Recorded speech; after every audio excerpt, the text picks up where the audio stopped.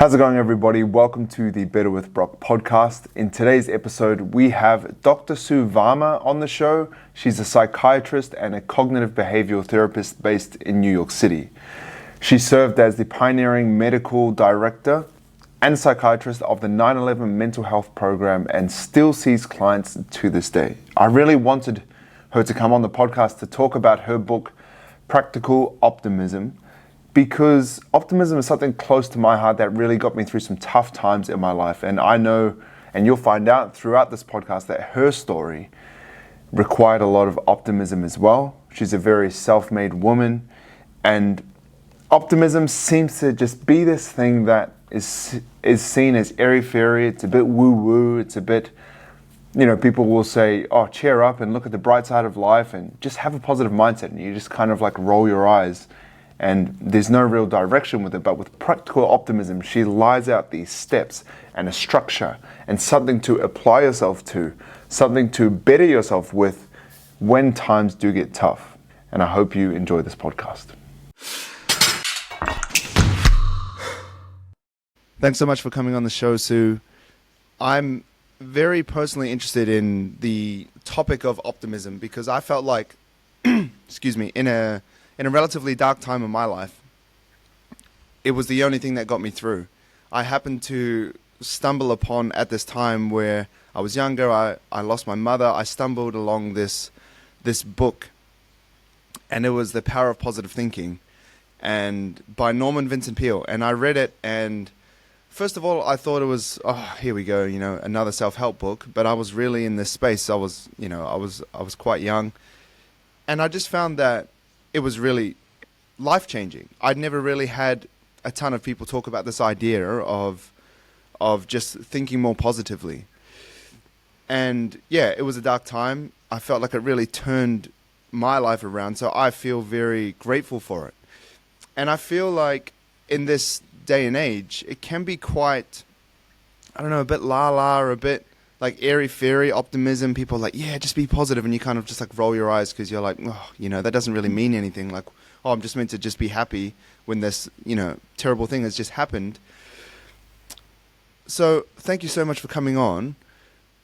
Thank you. Like, what's your relationship to optimism? Like, what's your story before we kind of jump into the book and everything like that? Because I'd love to know how it's impacted you. Yes. So, Brock, first of all, thank you for having me, and thank you for being so open and sharing about your sort of like journey that includes loss and grief. And it sounds like early on. And I think that's kind of also how I came to this. I talk a little bit about my mother's illness and how I felt like in the midst of when I was doing my training in medicine and psychiatry, and I'm working 100 hours a week, how I ended up kind of having like a breakdown because I felt like I had to be there for everybody, and including her. And, I was raised in this family of physicians and, people who were very mission driven and given back to society. And so I was kind of always raised to prioritize giving back, and had this idea that like, you're tough, you can handle it. Like you provide care to other people. The idea of taking time, taking a break, getting help for myself, like non-existent. And so I would say from a personal point of view, like coming into therapy, I was in my training, and I remember a professor came and spoke to us, and I was having medical symptoms that like I got checked out, and they're like, you're totally fine, there's nothing wrong with you. And then this professor came and gave a lecture on cognitive behavioral therapy. And it's all about shifting your mindset and being very proactive and learning skills and tools to change the way you're thinking, to better cope with stress, better manage your emotions. And I was like, oh my God, this is amazing. Like a skill set, a tool set, an action set. And that's when I became a therapist ready for therapy. And even though it had been encouraged, all of us who were training to be psychiatrists, for us to go for our own therapy, I never really made it a priority. Time, money, like all of the reasons, for many reasons why many people don't go and get help when they need it. And then the other big influence was my work with 9/11 survivors, and trying to understand, like, how is it that some people can go through really dark times and kind of emerge on the other side, like looking somewhat okay or acting okay, or, being in a good position. And I became interested in resilience, and through resilience, I learned about optimism, and optimism is one key feature of it. And then I just went, down the rabbit hole, the good rabbit hole of doing tons of research and looking at the science, and exactly like what you said, where's the woo-woo aspect of optimism, and then where does it become what I call practical optimism? And we could talk about that, but there definitely is a distinction. Yeah, that's what I have always gravitated towards because I've come from a place where, people call a spade, people say how it is, and I really appreciate that. And that's how I talk as well. That's how I communicate with people in my real life and also my clients and on social media. I'll tell you if you're trying to bullshit me or if you're trying to, tell me that this is happening because I can see literally that something else is happening. So there's, someone's lying here or something else is happening. So I really appreciate practical optimism because, yeah, like mission-driven people that you are surrounded by, your family and your circle, I'm pretty similar. And sometimes when people talk about optimism, it just feels like there's nothing actually set in stone that you can do. So it's awesome that you've, provided this resource, your book, Practical Optimism, to actually give people something to follow. Like you have these pillars as well that people can stand by and live by. So where is that gray area kind of like made clear in terms of the practical and Yeah. the almost airy-fairy aspect? Like how do you determine the difference? Yes. So optimism, by definition, is looking at life and situations and always imagining, hoping, anticipating a positive outcome. And optimism, the traditional way that we look at it, it only focuses on mindset. And practical optimism goes one step beyond. It says, how do we turn positive outlooks into positive outcomes? And we do that through learning a skill set. And it's not just the mindset, it's giving people actual resources. And so each of these 8 pillars are, there's a theoretical, there's a scientific aspect to it, but then very quickly, after hearing a little bit of theory and science and patient stories or personal stories, quickly gets into tangible, like boom, boom, boom, this is how you actually cultivate it, this is what it looks like, this is where you can have blind spots and challenges to developing it. And don't worry, I got your back. We're going to work on this together. And I'm sort of like a guide and, a narrator, if you will, throughout to helping people in that journey. And also, like what you said is really valuable, that the airy fairy part of it is there can be something dismissive about traditional optimism, that just get over it, just look on the bright side. And when someone is struggling and suffering, we know that there's nothing you can say to them in that moment sometimes that might lift them up or that can comfort them. And maybe really all they need is just to feel validated, to feel heard, to feel empathized with, to feel supported. And I love the book, The Power of Positive Thinking. I love self-help books in general, and they've helped me during the darkest of times. And I also remember being a kid and I was shy. And, it is kind of at odds with some of the work that I do now as a public speaker, keynote speaker, speaking on live TV. And I knew when I was a kid that like I wanted very much to connect with people. And I knew that I also had an obstacle. And I went out and buy a book, from saving up from babysitting money. I was like 12 years old, and my friends and I were at the mall, and everyone's looking at, cool shoes and outfits and makeup. And, I did that too. But then I would sneak into like the local bookstore and be like hanging out in the self-help section and picked up a book called Conquering Shyness. And it gave me tangible tips, but it also just made me feel empowered. Like, you know what? I'm not alone. I'm not the only one struggling. Apparently other people can't speak publicly either, but I knew that I wanted to get out of my own way. And so practical optimism is being like, all right, we all have challenges. Maybe your challenge is that you're a natural born pessimist, because that is a thing. Optimism is genetic to some degree, but only 25% of it. The rest is really up to us. And that to me was the most interesting part of the research that I did, is learning that there's a gene that codes potentially, some of it is controversial, but there's a gene that codes for optimism. But really what it codes for is the ability to have social skills, to have coping skills. And guess what? We can all develop those abilities. So then I got really excited. I'm like, okay, how do we develop those abilities? And then that's what the book is about, in these 8 pillars, that if you were to think and act like an optimist, this is what you would do. And this is why you need to do it, because optimists live longer, they're healthier, they're happier, they have more productive lives. But we have to be careful to not have toxic optimism and toxic positivity, which is that woo-woo thinking, but also can be kind of blind optimism, which is burying your head in the sand, something called the ostrich effect. Like the ostriches is burying their head in the sand. They're like, everything will work out. The doctor's like, hey, but you have a diagnosis of cholesterol and diabetes. And the blind optimist will be like, nah, it's all good. It'll figure itself out. So we don't want that either. Mm. Yeah, I think that's a tough balance as well because I I've been surrounded by many people on the, I guess, optimism spectrum of, being a little bit positive and then being like blindly positive. Like I remember meeting a person who was a singer because my past I was a singer, and he was a singer and he was like, I'm going to move to LA, I'm going to be this huge star. And we lived in Christchurch, New Zealand, which, most of the population of the world don't even know where it is. And I wasn't out there doubting him, but he had no plan towards it. There was no saving up for a flight, which is just the first basic step, like how are you going to get there? And then, okay, well, when you're over there, who are you going to see? Are you going to go perform? Are you going to go write songs with someone? And there was just no plan. And that kind of made me think while I was around that, like, okay, there's some sort of balance. Like I'm all about positive thinking, but where's the plan? Who are you going to talk to? And then like step by step by step by step. And I Mm-hmm. found it very helpful to be around those sort of people. I actually found myself in church when I was going through this thing with my mother, losing her.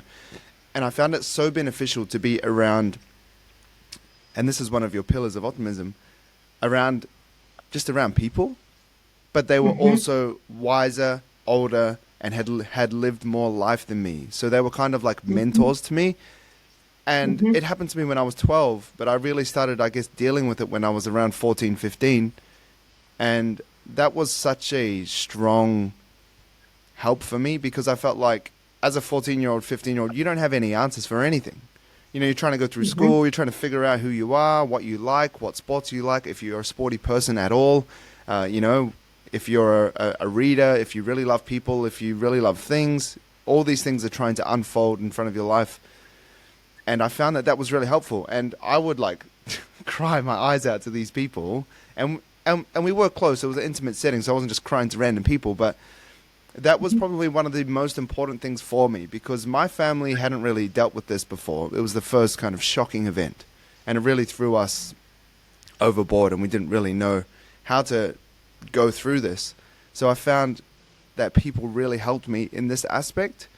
And with that being one of your pillars, what would be your recommendation for people going through tough things? Because a lot of people have people in their life, but then there's also people that don't. How Mm-hmm. can people go Mm-hmm. through it, when they do have people and when they don't? Mm-hmm. Can you kind of open up both options?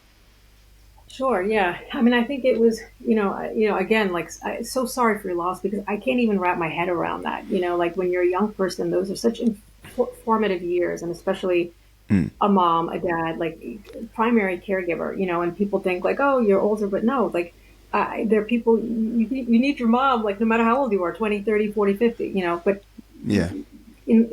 there's two aspects of what you're saying. One is like loss, grieving, loss of a very important primary attachment figure in your life. And then no one is Mm. ever going to be able to replace that. So seeking support is number one, recognizing that like you're not looking for anyone to fill a void that really can't be filled by anybody else. And that you are looking for a sense of community. And it's so beautiful because we don't really talk enough about the role of like church and spirituality. And I know people have a lot of mixed feelings about it.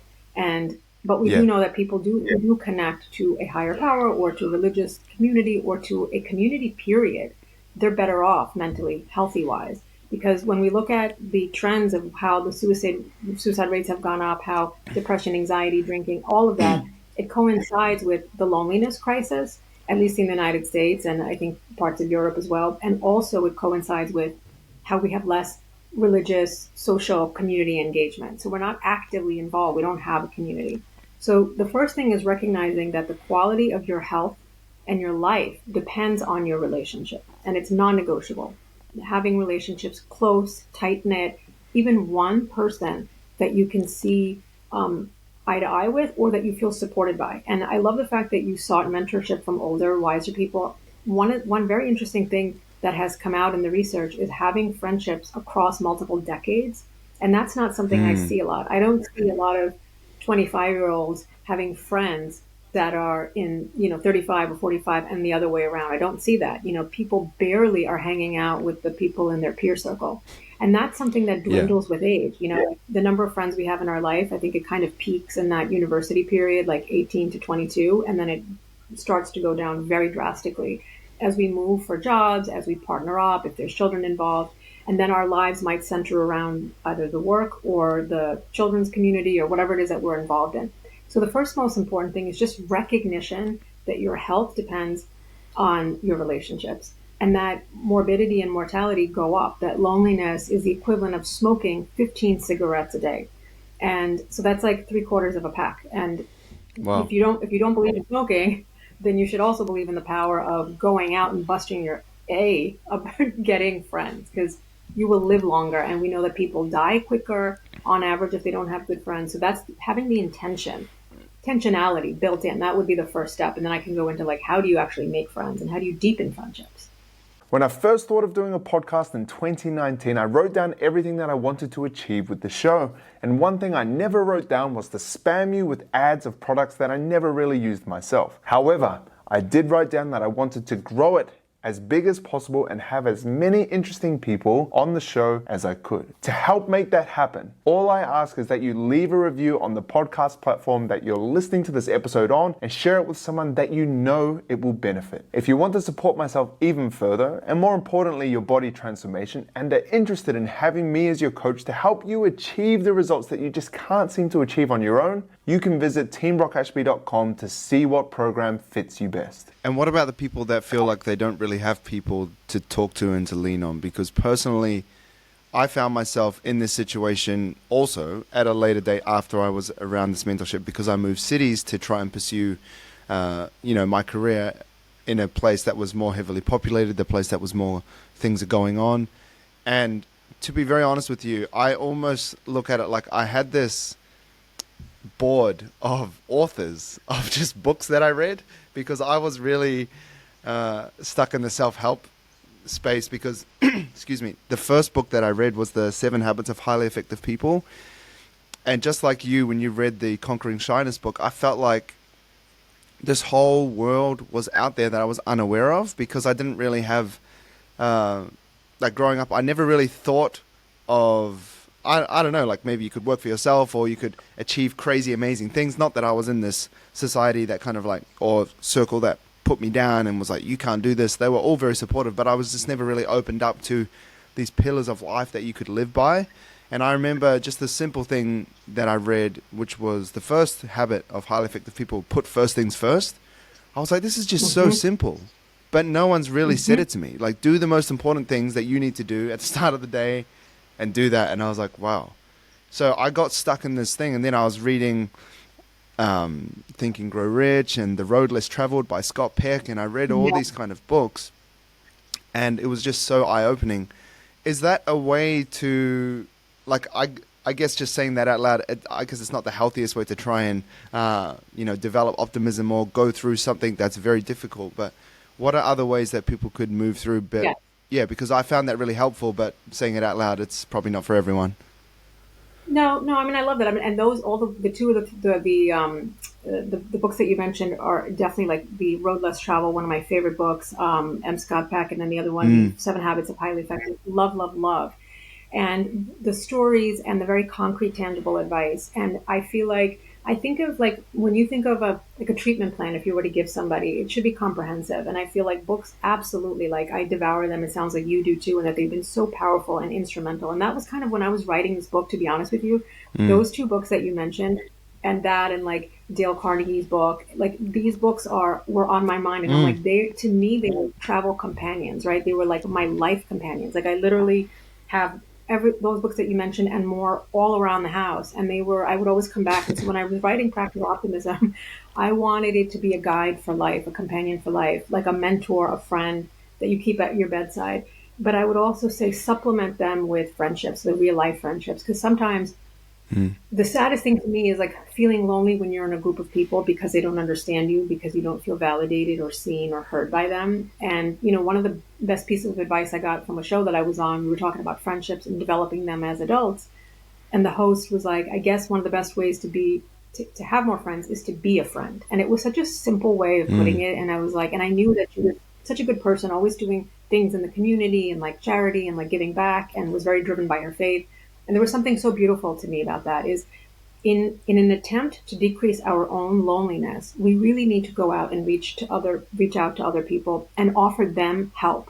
And what that does is the minute you talk to someone, even if the way that you offer help is to say, how are you doing? That's enough to get you out of your own head. Because our tendency is to ruminate and chew on things. And when you ask someone, how are you? For those few minutes, you're totally engrossed in them and their life. That means you're not ruminating on your own problems.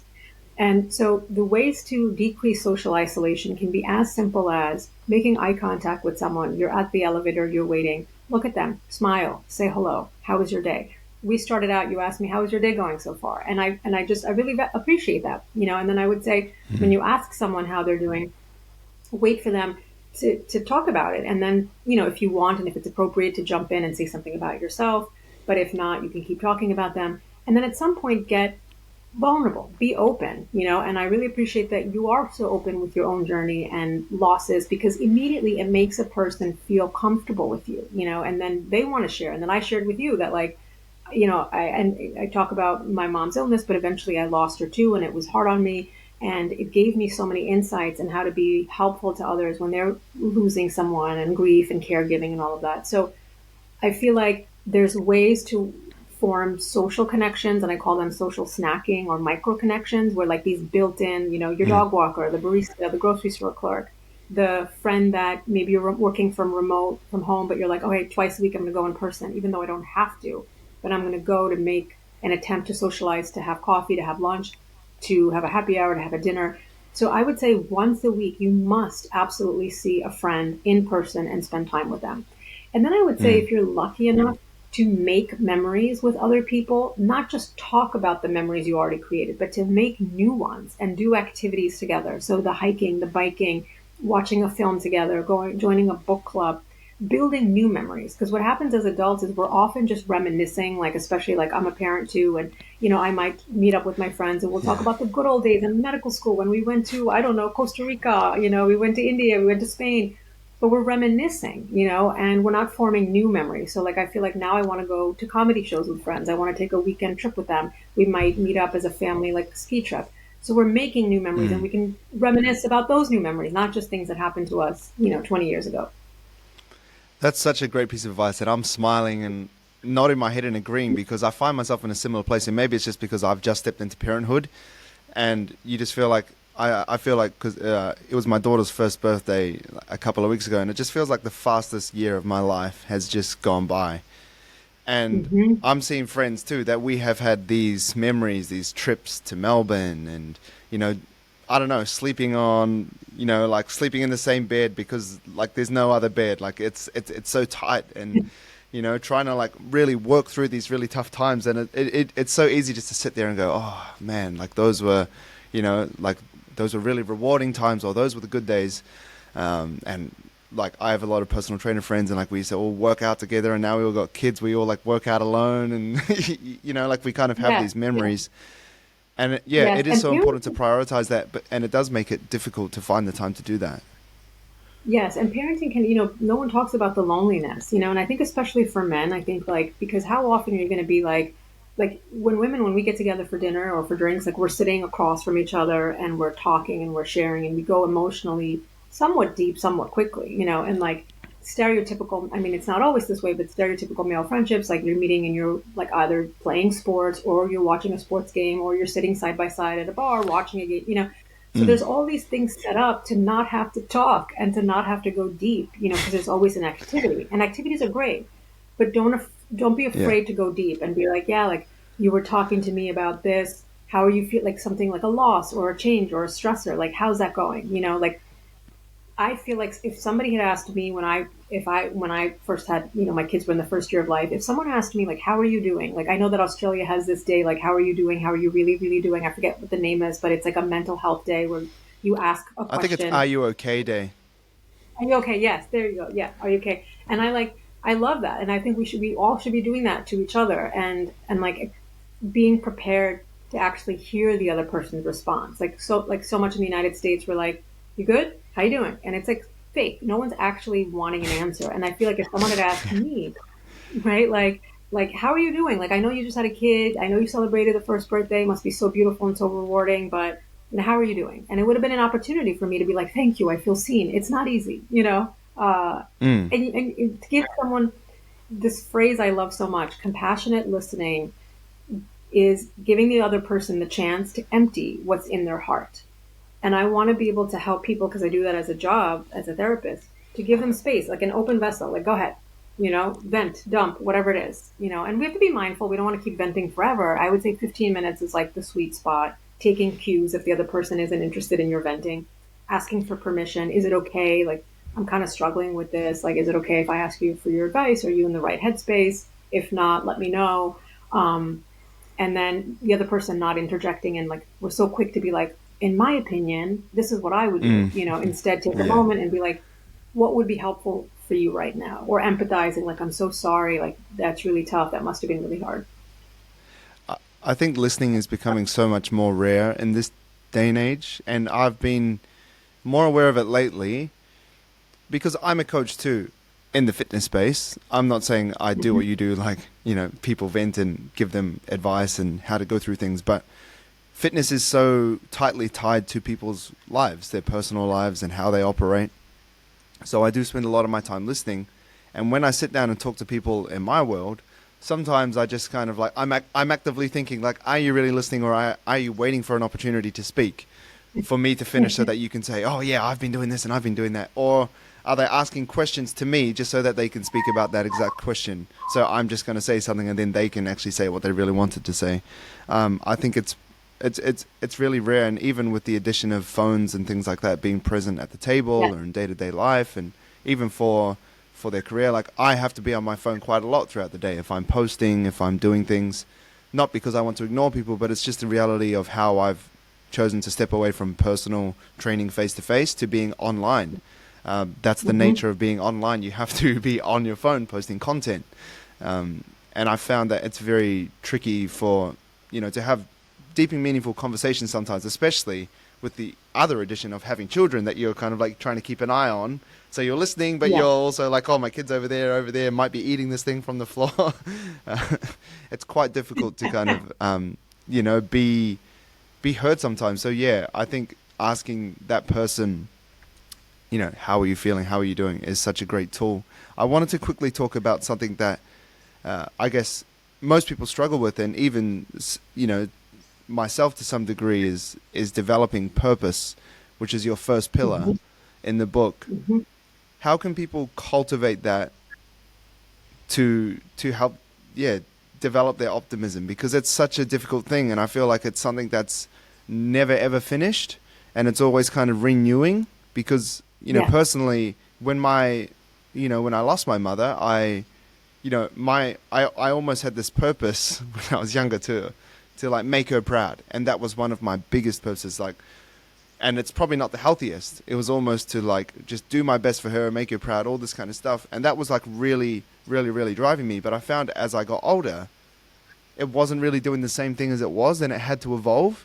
And it really has since I've had Mm-hmm. my daughter, and I've expanded my family. Now I'm like, okay, now I really feel like this is my purpose, but it's never really Mm-hmm. finished. I feel like it's going to change as she gets older Yeah. and, maybe doesn't really need me as much. Yes. What's Yes. the steps that people can take to develop that? Yeah, so exactly what you said, our purpose is ever evolving as we are, right? Like our purpose 5 years ago isn't going to be the same as our purpose today, and it's not going to be the same 5 or 10 years from now. And that's 100% Mm, okay. It's okay to recheck in with yourself and be like, am I still driven by the same things? And if I'm not, what do I need to reevaluate here? What needs to change? When you talked about your business, like seeing people face to face, then switching to online, your purpose changed. Your purpose, like the whole idea of scalability, is reaching a much larger audience. So the mm, underlying mission is the same, helping people, bringing value, but the way that you did it was shifted and you pivoted. But the purpose of bringing great information, inspiring, motivating, making people feel empowered, giving them scientific tools and knowledge, that remained the same. And so one thing I always say is, write your purpose in pen and your path in pencil. And what that means is like how you're going to achieve the goal can remain flexible. Because I've had people say, I want to help people, but then they only have one way to do it. I must be, and then, I don't know, a neurosurgeon. And not all of us have that capacity or time or resources to make that happen. Okay, well, Mm. why? Because I love the brain. I want to study the brain. What else? Because I want to make a difference. Well, are there other ways to do it? And let's like brainstorm how to do that. So being flexible in how you approach it, and also recognizing that sometimes your purpose is not going to be in plain sight. Sometimes you're going to feel like I've lost my sense of purpose. First, I would say, as a physician, I have to say, talk to someone, because maybe it could be an underlying depression. A lot of times when Mm. people are in the midst of an anxiety episode or depressive episode, they'll say, I don't feel motivated. I don't want to get out of bed. My mood is low. That's different, right? Then that's something that, like, talking to your primary care doctor, seeing a therapist can be very helpful. But if we're talking about just run of the mill every day, I'm feeling like, yeah, I'm bored, empty, not quite right. Then I say, if you can't find it, create it. And what I mean by that is Mm. put the cart before the horse. What are some activities that bring you joy? When's the last time you did them? When is the last time you learned? When did you challenge yourself? What activities help put you in a flow state where you feel fully immersed in something that you're learning, but you're also challenging yourself, but you're also kind of good at it to begin with. And that's like the sweet spot, I feel like that. And it Mm. doesn't have to be connected to your paycheck. Your purpose can be, I love to paint. I love pottery. I love raising a family. It doesn't have to be paid. If you can find a way to get paid, amazing. Like, to me, that's like the pinnacle that Yeah. like the Japanese idea of ikigai, the purpose, mission, vocation, passion, all align. Nice. That's great advice. I definitely found myself in a position that you're talking about. When I was 20, I remember having this. I call it like a kind of like a quarter life crisis. I couldn't call it a midlife crisis because I felt like I'm going to live a bit older than 40. But I remember I I hope so. I was on the floor. Like I'd pretty much decided I'm giving up on singing and I'm going to try and be a personal trainer. And I remember just like losing it, just pretty much like, sobbing and just, what am I? Who am I? Why am I? All these kind of questions just flooding through. But an important aspect that you talked about was kind of like figuring out, I guess, some things that you're good at, some things that you're passionate about. And I remember on that same day doing pretty much buying every single personality test that I could because I wanted to find a career that was going to be something that I was good at. And I did all these things and I had this idea of who I wanted to be, but then all these personality tests were pretty much saying the same thing, that I was good at these skills. And I feel like that's an important part of developing purpose. Not that I'm an expert at all, but I think that, these practical steps of actually knowing who you are, being self-aware, even getting other people's advice. I'd ask people, what do you think I'm good at? What do you think I'm not good at? So I could try and, just, I guess, sit in the pocket of where I feel like I could belong. And I felt like I developed a purpose quite early on. And I think also, having the loss in my family helped me to kind of get a bit of perspective on life as well, and the urgency of how I felt I could help people and actually make a difference and all this kind of stuff. That time wasn't guaranteed and everything like that. That really helped. And I think this kind of leans to the other pillar of yours, which is probably my favorite, which is proficiency, number 5, and how it, like, yeah, there's an aspect of actually doing things, not just hoping that things get better. Can you speak more to that? Because, yeah, like in my life, and I know it sounds like I just keep kind of bringing things towards myself, but, this is a really personal experience for me, and it's the best way that I can come at it from. Yes. Like me, really, I kind of almost used my fuel for that loss into getting better and into developing and into, developing skills and Yes. getting really, really good at what I thought I was good at. And I think people could do the same as well, and Yeah. it would make a big difference. But yeah, please talk more about proficiency. Yes. Brock, as I hear you talk, I'm like, you are the ultimate practical optimist. I mean, this book, like, you embody so many of these pillars and skills, and it's just so beautiful to hear, like, you're living this life, and, you're putting it into action, that, you use loss. I mean, first of all, when it comes to loss, we have to grieve it, right? We have to mourn it. Like, sometimes we want to channel it, and I think that can only happen years down the line with help, support, with time, distance from what happened, perspective. Not that hole in our heart will ever be filled and be gone, but you used it to figure out a way, or became a motivator. And then at the same time, you're also very realistic about, okay, if plan A doesn't work, or it's not working as fast as I wanted to, how can I pivot and create plan B? And then, like when you're talking about the singing, and then, okay, what next? And that's what I Yeah. love, because that's the difference between optimism and pessimism and practical optimism, right? The blind optimist is the friend that you talked about who's like, yeah, I'm going to go to LA. And then I love how you're like either a therapist or a practical optimist. It's like, okay, that's nice. How are you going to achieve it? Let's do this step by step. So you're realistic. And then proficiency is exactly what you said, which is, and there's like, it's based on the idea of self-efficacy. And this researcher, Albert Bandura, talks about 4 steps to boost your self-efficacy. And the importance of proficiency and self-efficacy, which I kind of use interchangeably, is it's, yes, having abilities, but then it's having confidence in those abilities. And how do you boost it? Because we know for a fact that confidence plus abilities, both, not one without the other. You have to have capabilities, but you must be confident. Sometimes your confidence predicts success more than the actual ability. So if you have 2 people who are just as good at a sport or in a competition, if you do some kind of, Jedi mind trick and you enhance someone's confidence, they're going to do better. Same ability. And if you deter the other person by putting bad things in their mind, like you're a loser, you're going to fail, that person's better than you, the opponent, they will fail. And we know this, like that happens in studies.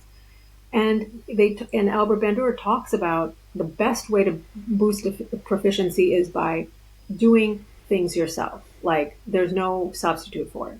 The next best thing is to learn vicariously through someone else. So like apprenticeship, having a mentor, watching people. So much of medicine is scrubbing into surgeries, watching doctors, like as much as possible, like that student doctor role, the training, like training under someone. And then you talk about even lifelong learning, like you still attend seminars and courses. So continuing to grow from people who you consider masters in the field.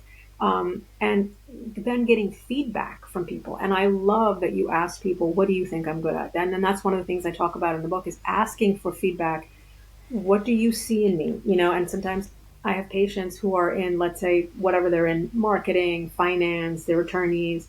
And then they're like, through our work together, they're like, I think I kind of want to be a therapist, so like, or in some way a helping profession, because they're like, I didn't come to you for like necessarily career advice. I came because I was feeling depressed. But I realized I was feeling depressed because I was like lacking purpose. I feel like I'm making my company more money or whatever it is. And really, I want to see impact. I want to see change. I see the work that you're doing with me. I feel like you got me better, and now I want to give that back. And then they find their own way, like in their own career path. How can they add in? So maybe like choosing a different career path or a lifestyle isn't for everybody. What can you do? Something I call role remake within your own job, where you can in some way be of service to other people. Because as you know, Brock, to me, there is no greater joy that comes when you can align passion with purpose by giving back to other people and then seeing the impact and then teaching them, like, as they say, how to fish, not just give them a fish so that they can leave. Like my biggest goal in therapy is to get people better so they no longer need me. Like I'm happy when they're like, when it's our last session and they're like, Dr. Varma, I'm really sorry, but like I'm going to need to break up with you. And I'm like, why are you sorry? They're like, I'm doing better. And I'm like, that's exactly like what I wanted. The goal isn't, many people go to therapy long term for sure, and they find it beneficial, or they'll come back for booster sessions. But at the end of the day, for me, the goal is to equip them with the skills and being able to do what you did, which is I'm going to get a bunch of books. That's how I learned, when I wanted to develop this other life of speaking and, media and all this stuff. Like back then, like the internet had just started. So I would go to the bookstore. I was like a kid and like reading as much as I could. How does one do this? And there was no path. There was no career path. Like I felt like I kind of forged this whole part of what I do on my own. And that's the other thing is I didn't really have any mentors, to be honest with you. There was no one really like in the mental health field as a psychiatrist, physician doing this. Like it was kind of even frowned upon when I was in training because psychiatrists were supposed to be secret and private and neutral and not about them. Yeah. And that it was almost like they didn't understand. And I was like, this is not about me. Like, I feel like I'm driven by a mission and a purpose much higher than myself. And I know that I love patients. I was actually talking to patients all morning. After we're done, I'm going to have more sessions. And no matter how much work I do in the public arena, I will never give up that one-to-one because I love it. It feeds me, my soul, and nourishes me. But I also know that I wanted a message to get out to people all over the world. Like you're on the couple, we're 13 hours apart time wise, and yet this knowledge and information could transmit to you. It brought us together for this conversation. So having impact on a larger scale. And I had to figure that out for myself. And it took a very long time, very long time. And that's the other thing I would say to people is think about the end game, think about the end in sight. And it may take you much longer. This all started 20 years ago. So when people are like, oh, how did you get on this TV show and that TV show? I'm like, they're like, who's the PR person? I'm like, no, there's no PR person. It was built organically over 2 decades, Yeah. which is not what they want to hear because they want a quick answer and a quick fix, but there isn't one sometimes. I mean, if you're lucky and you do get it in a much shorter time, amazing. But don't be afraid of the hard work. That's another thing I always say to people is that in all the hardship, being broke, having no money, like that all gave me character, paying for college, always having a job, paying for medical school, like all of that. It made me who I am today. And my life would have been easier, but I wouldn't be the person I am. So therefore I don't think I would trade those set of experiences, loss, challenges, and hardships. I can't agree more. I think that the times that I went through really developed me as well, and I wouldn't have it any other way. Like I remember, just packing my car and just driving to a city. The car didn't get a reg owner warrant because it didn't qualify. And they were like, well, we can do the car on Monday. And I was like, well, I've booked the ferry for Friday, so I have to go. And like, it's not the most intelligent thing to do. And it's not it wasn't a legal way to do it. But I just went because I had to like set things in. And then I remember, trying to pay for the bills. And I worked all these other random jobs. I was washing dishes. I was trying to sell, we call them jandals in New Zealand. They call them thongs in Australia. But I think in America, they call them flip-flops. I was working for Javianas trying to sell them, and I did all these different jobs. I tried my hand at modeling. I was, I wasn't tall enough, and then I actually did a TV presenting job, and then I did that, and it just didn't really sit well, but I just kept trying all these things and doing these things, and I feel like not enough people, and I have worked with a few and also just observed in my daily life, like, I find that the people coming up, like teenagers and stuff like that, are kind of almost opting out to really applying themselves because they're seeing so. I feel like it could be many things, but I just feel like they kind of struggle to like look people in the eye and have a conversation. These kind of like real world skills because they're spending so much time online. Like they're on Snapchat, they're posting these random like selfies of the sky and just saying what they're doing, like, just at home, what about you? And like, it's not really meaningful conversations, but also they're seeing all these people, like a 18-year-old billionaire doing this and doing that. So they feel like, well, what the hell? Like, why would I try and do something when someone's just doing something that's so much more amazing than me? I'm just gonna, keep doing what I'm doing and just like cruise on by. But I think I was lucky. I was fortunate to live in a time where I didn't compare myself to other people online, and I was just like, well, I think I can do it. So I'm just going to pack my car and go, and just try and see what happens. I feel like that there's a decrease in that, and this isn't backed by anything that I've read in research because I don't really read this type of research. I read fitness research, but I just feel like it's just so common these days for people to actually not apply themselves as much, and even in the fitness space. They're trying to look at taking peptides. They're looking at trying to take, different compounds to boost their... And I'm like, just get in the gym and start working out and just see what happens first. Let's worry about all that other stuff later on. But people are just trying to, I don't know, get these kind of shortcuts without doing the work, without prioritizing proficiency. Exactly. And it's so true. Like I talk about this, exactly what you said is this self-absorption. Like, there's so many kind of books that play with this theme of like the selfie generation. And like, there's this, a researcher who in the chapter, The Pillar on Present, I talk about what's changing in the world. Like, and there's a researcher, she talks about the shallowing hypothesis and how everything is shallow from our connections to the way we read. And even like reading online, we skim things, and then people are actually like highly inaccurate in the way that they're perceiving information compared to reading something from a book. And like how you visually input information in your brain, it's better on a paper than printed paper than looking at something online. And we're consuming all of our information in like short form videos. So like, when I'm being given information about like creating videos online, they're like, keep it to less than 30 seconds, keep it to less than 15 seconds. And the number just Man. gets smaller and smaller. First it was 3 minutes. And then it Yeah. got 1 minute. And so I'm noticing just in the last 2 years, the advice that I'm getting is make it shorter and shorter. I'm like, what is it going to be? And then they're like, oh, you have to capture. I mean, you're the expert on this, but you must capture people's attention in 3 seconds because they're on to the next. And so we don't have attention spans. And these kids, like, I love them because I'm raising them. So, but the idea that they can get, or that they should get amazing things without the hardship, because it's not shown online, right? Like all we're hearing about is like, 10-year-old YouTubers who make 20 million a year because looking at toys. And you're like, okay, that is the minority. And, their Yeah. surveys have come out that more kids would rather be YouTubers than astronauts. And that was never the case. Like people I read aspire that. to do. And yeah, I mean, look, I think it's great. Like also, but having like being a YouTuber, but it's a lot of work and it's a full-time profession. So like if you're going into it, go for it. But just know that like that you're not getting the 20 million unless you're willing to commit and dedicate yourself. Yeah, and years of your life to that too. Like the Yeah. whole kind of thing of YouTube, it's, well, it depends on the YouTuber, but they don't really show the struggle. But the only, like, Yeah. the best way to do it is to look at their oldest videos, and you can see often how long they've been posting. And maybe they've come to popularity in the last 6 months or 3 months, but there's like 10 years of catalog of them Yes. uploading 100 views, 200 views, like no one watching at all. Yes. It's a very, Yes. yeah, it also is a very challenging job. Yes. And I would say like whatever interests you profession wise, I think the one question, and I'm also realizing this from my own personal journey and the endeavors that I take on, is sometimes we're so excited to do something and there's nothing wrong in just jumping in. But if I would give advice looking back, for example, even writing this book, it was years and years and years of research and then writing and then editing. And I don't think I had any idea what I was walking into and how long it would be, how grueling it would be, how many sacrifices I would make, like on top of, raising family, working full-time patients, media, talks that I give, teaching.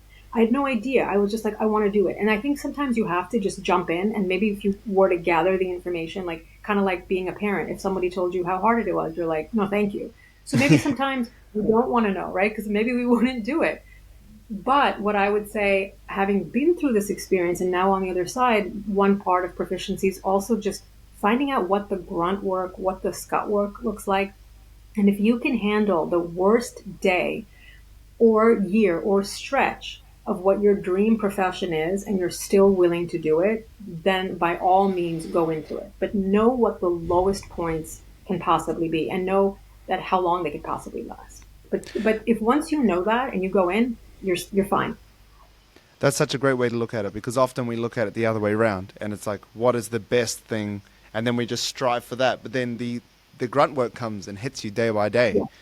The grunt work of YouTubing is writing scripts. It's it's editing. It's finding people to get involved. It's doing all these things. But you just see these views and this fame and this money, and you're Yeah. like, oh, that sounds so great. Yeah. But you're Yes. not ready at all for the work. I see that a lot. And I think what's so helpful about knowing the hardest part of it is the way that I look at it is because when I hear people talk, they'll mention a famous person, they'll mention how much resources and money they have, and then they get very bitter and down about the other person. And oh, they just have help. Of course, they have a staff, they have a bunch of nannies, and like, oh, they look fine, they look great because they're a celebrity, and of course they have all the money for the celebrity fitness trainers, and like, there's always kind of excuses of I couldn't ever achieve that. Granted, that person has all of those things, a full staff and blah, blah, blah. But you're not looking at the fact that they're not with their families. They're working maybe 18 hours a day. And like, so if you want their life, then think about every sacrifice that they made to get there. And are you willing to take that on? And if you can't, then you know what? You need to be quiet and give props and be like, you know what? All the more power to you. Instead, I see people hating on successful people rather than to be like, good for you. I'm comfortable staying home and going to bed by 8:30. Like if, because I have friends who are they own it. They're like, I have no ambition. I'm very comfortable with whatever I have. And to me, that's good for you. At least you're happy. The unhappiness comes from the dissonance of, I want to be here, but I'm here, right? And I would say, if you're there and you're happy with it and you're not willing to put in the work to bridge that gap, then own it and be at peace with yourself. And and we're not. And that's why we're so unhappy, is that restlessness and that tension between who I am and who I think I should be, not even who I want to be. Maybe I don't want to be that YouTuber, but maybe I just want their lifestyle because I think other people value it. And if I become that person, then they'll respect me. Yeah, that dissonance is, I think, bigger than it ever has been, because we would never have, seen someone back in the day who lived in Dubai and lived this crazy life, because we just never would have met them. Or even in the same Yes. country, we maybe wouldn't have rubbed shoulders with people that are, living this certain lifestyle that you would potentially want to attain. But now we're surrounded by it. You can just scroll it, and then the more that you see it, like the more you watch these videos of successful people stepping out of Lamborghinis and, going into their mansion, then the more that will just continually show you. So then you have this disparity as well of what real life is like your real life, and then other people's lives, and then it kind of results in unhappiness. Sue, thank you so much for. Oh, sorry, you go. Oh, I was going to say unhappiness personally and also within your peer groups, because then your friends are like, oh, yeah, you think you're doing well? Now, there's someone who's got 10 times more followers than you do. So then you get put down even indirectly. No one's trying to hurt you, but then they put you you feel like they're putting you in your place rather than celebrating you. So then I think that then it starts to trickle and your own peer group judges you. And I feel like that's the other thing, is like being online, where if you do have an online business, everyone is always critiquing somebody based on how many followers, because it's all public. Like it's almost become your social standing. Like maybe back in the old day it was like what kind of family you were born into, what kind of name you were born into. And, the idea of meritocracy, can you earn, but just, I think, being judged in such a public way where everyone can see, and it almost becomes in some social circles, like what your value and worth is. Like sometimes I'll be spending time with like a group of influencers and everybody knows the stats of the other person. And it's so weird to me, but It's so weird. how we judge each other. It's such a stupid metric. It's such a stupid metric. I can't stand that world. And like I get grouped into the fitness influencer space, and fair enough. I'm a fitness person who posts daily or more, but every time I've been in this group setting, I've never really felt like at home. I've never felt like this is what I do, because, and this is nothing against them at all, but I just feel like I don't value the same things. I'm not really, I never really started posting, and this is probably the same as you, to have X amount of followers, or to have, this amount of reach and stuff. Like, I only started posting really when I realized that it helped me to get clients, which helped me to, propel my career and, and help more people, and, have the satisfying feeling of making a difference. And I know that sounds quite cheesy, but, and sometimes I have been, I'd like to get this milestone of followers and all that kind of stuff, but I was never breaking my back over it and like feeling like I'm above someone that only has 100K, like, oh, how embarrassing, you know what I mean? Like, it was never like that. It was just, I don't know. I feel like we're often chasing the wrong things, because there's people that run businesses with 20,000 followers that are much more successful than people with millions. Yes. But then people will look at this million, this person has 1 million followers and think, oh, they must be successful and stuff like that. But followers don't really pay the bills, like it depends on what you're doing with it and like what value you're providing on the back of that. So often, people are striving for things that don't really mean anything.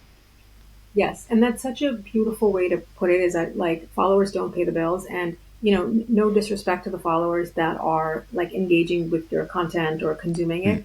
But to be very intentional about what you do and why you do it, and what your return on investment is and what you're hoping to do, and to not break your back, or to not, to, like they say, to, you're missing the forest for the trees, like what was the big picture goal, and chasing the wrong metric of success. And so I think part of purpose, part of all of these P's, is defining what success looks like for you, becoming very intentional, and then being okay with letting go of certain things, to be like, okay, like, I've come to terms with the fact that I'm never going to be getting, 1 million followers. That's not my goal. That's not my aim. My goal and aim is to be content, to feel like I'm impactful, and then to be happy and to live a balanced life, and right now I might be in a moment of imbalance because the book is coming out, but, I'm a private person. And at the end of the day, I want to enjoy my work, I love to travel, my family, my friends, and I want to get back to a simpler life. I feel like we're moving in this direction where we're becoming distorted. Our sense of perception of reality is distorted. Fame, Mm. money, success, everything is warped now. And I do think that like we need to turn back the clock a little bit. Like I love the fact that we can all meet each other and learn cool things about each other through online, but it can't be the only way that we nourish ourselves. Yeah, it like doesn't give you any sustenance. It's not nourishing for the soul. What Yes. I've been a big fan of probably the last few years, and I'll wrap up soon with this, but has been just like card games and board games, and Love it sounds pretty lame, but that. like it's actually so fun. Like playing Yes. Monopoly Deal and like for Christmas I got like some card games and stuff because my family kind of knows me and all this kind of stuff, and like you learn so much about people as well, like friends and family. You laugh and all these kinds of things. Like, but on the other side of the spectrum, like it's nothing to really post about. It's nothing to be like, oh man, I stayed at home and played board games with my family. Like, it's Yeah. it sounds nerdy, it sounds lame, but like to be honest, it's probably one of the most memorable times of like these last holidays. Like my family came over from New Zealand and we were playing Exploding Kittens, which is this game. Anyway, it's really cool. But we played it and like we couldn't wait to play it at night when the kids were asleep, and it was That's like super awesome. fun. Love that. But it's not going out to the clubs and popping bottles and taking photos in front of this Yeah. wall and blah blah blah blah blah. And yeah, I feel like the simple things in life should be prioritized, like having a simple happy life, because that is what sustains you. That is what makes you not feel lonely in a room of people, because you have genuine Yes. connections. And as Yes. you said, those are the pieces that are missing in people's lives quite a lot of the time.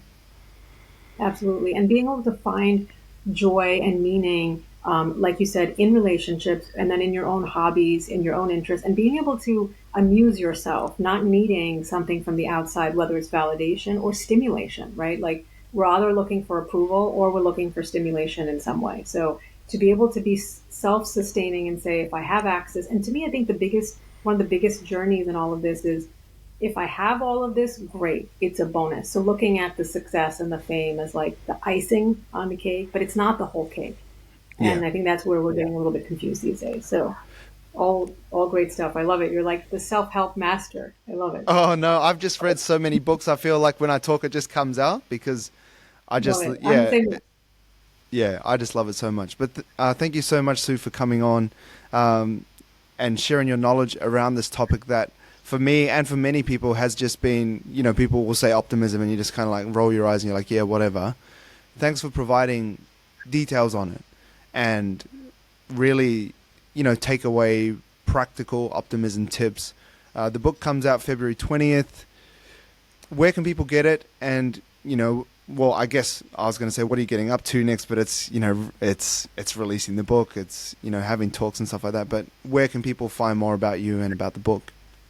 Yes, thank you so much for asking. So the book, wherever books are sold, local bookstores, online, and it's coming out in a bunch of different world languages. So I'm excited that people in Spanish speaking, Korean speaking, Turkish, Arabic, people will be reading it. So that's super exciting, and because I think of myself as like a citizen of the universe, so I love that people will be able to engage with this.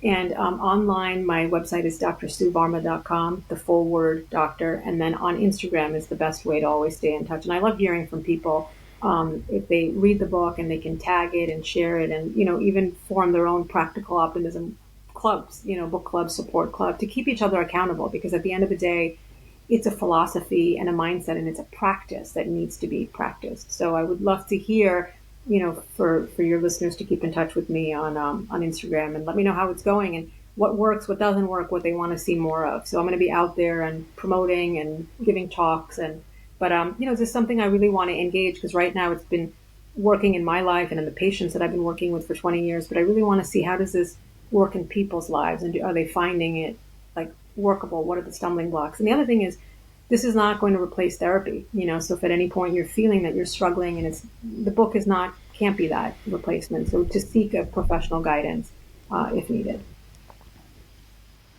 Yeah, that's awesome. Well, yeah, all the best with all the promotions. I've seen you very active on Instagram, jumping on TV, doing interviews and, providing great knowledge. All the best with that and balancing that with, being a family lady and everything like that. And once again, I appreciate your time. Like, I've read a ton of books on subjects like this. I'm all here for it, and yeah, I can't wait to get a copy of yours and read it and let you know what I think as well. Thank you so much. Thank you for having me. It's so great talking to you. And I love that you embody so many of these principles already. So happy that you're sharing this, and I really appreciate it.